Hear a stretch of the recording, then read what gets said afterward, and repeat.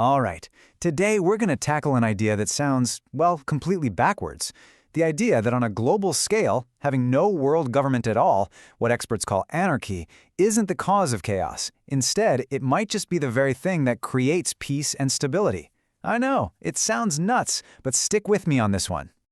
So, that brings us right to the heart of this explainer, the anarchy paradox. How can the one thing we all associate with total collapse actually be the foundation for how the world works? To even begin to unpack that, we've got to get on the same page about what we mean by anarchy. Okay, so when I say the word anarchy, what's the first image that pops into your head? For most of us, I'm guessing it's probably not a pretty picture. Yeah, exactly, right?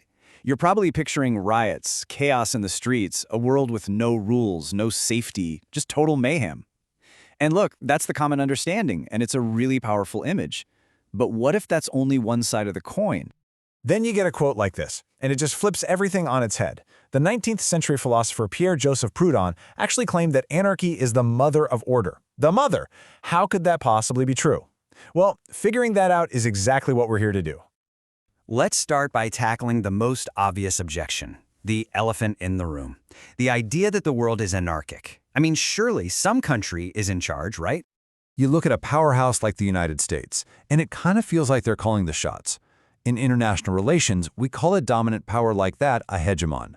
But here's the key question. Does being a hegemon make you a world ruler? It turns out the answer is a hard no. And this is the crucial difference. A hegemon is powerful, for sure. It can lean on its allies, put pressure on its rivals, but, and this is a big but, it doesn't have a true monopoly on force. It can't just snap its fingers and make every other country on Earth fall in line. It just doesn't work that way. It really boils down to the difference between relative power and absolute power. A hegemon is the strongest player on the field, but it's not the referee, the league commissioner, and the security team all rolled into one. Other countries can still form their own teams, they can even switch allegiances, we see that all the time. But under a true world state, there's no other team to join, there's nowhere to go, no escape. Just think back to the Cold War. You had two colossal, powerful blocs, the US on one side, the Soviet Union on the other. But there was no higher authority governing their relationship. No one was in charge of them.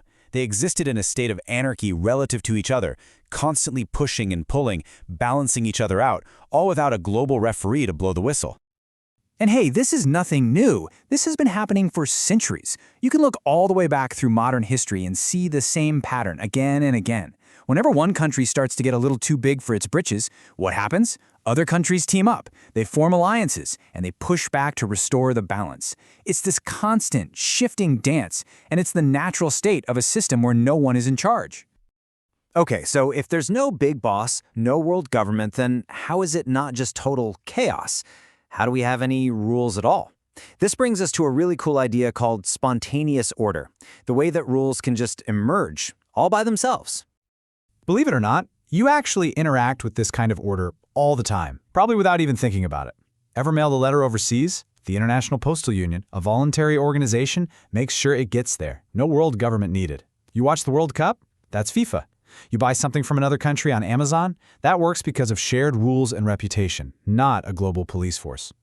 A really fantastic historical example of this is something called the Lex Mercatoria, basically merchant law, from the Middle Ages. This was a whole system of commercial rules that worked all across Europe, and its power didn't come from some king's army. It came from something much simpler and much more powerful, reputation. And the way it worked was just brilliant in its simplicity. Let's say a merchant cheated someone. Well, the word gets around, fast. Their reputation is toast. And then other merchants just stop trading with them. They get boycotted, cut off from the market. That's it. Order was kept not by the threat of jail time, but by the threat of being kicked out of the club. This leads us to another really interesting question. Okay, so you can have order without one ruler, but do you need one single set of laws for everyone? Well, the international system gives a pretty clear answer, nope. I mean, just look around. Our world is full of countries with wildly different legal systems, cultures, and moral values. And yet, somehow, most of the time, they find a way to trade, sign treaties, and generally get along without coming to blows. I mean, look at this comparison right here. It's tough to imagine two legal systems more different than the secular civil law of Spain and the religious Sharia law of Saudi Arabia. They're based on totally different foundations. And yet, do they engage in peaceful trade? Do they sign diplomatic treaties? You bet they do, every day. And that's the really mind-bending part, right? The idea of having, say, 3 or 4 completely separate legal systems all operating at once inside of one country, it sounds like a recipe for disaster. But on the global stage, that's just business as usual. And for the most part, it works. So, we've established that this anarchic system kind of works, but get this. The argument we're exploring here goes a giant step further. It says this anarchy isn't just a quirky feature of our world. It's actually a good thing, something we should want to protect. I mean, the author of our source, Miguel Angel Bastos Buveta, he puts it really bluntly. He says the main advantage, the best part of the international system, is that it's anarchic. He says it's not a bug to be fixed, it's a feature to be celebrated. So, why on earth would he say that? Well, think about it this way. This global anarchy actually creates these incredible safeguards for individual freedom. With no world government, you can't have a single world currency and one central bank controlling everyone's money. You get tax competition, where countries actually have to compete to keep their citizens and businesses happy. And maybe most important of all, it means there's always somewhere else to go. If your own country becomes a tyranny, there are other places to escape to. And that's really the final, chilling warning here. A single world state would slam all of those escape hatches shut. If that one all-powerful global government went bad, if it became corrupt or abusive, there would be no alternative, no competition, no refuge.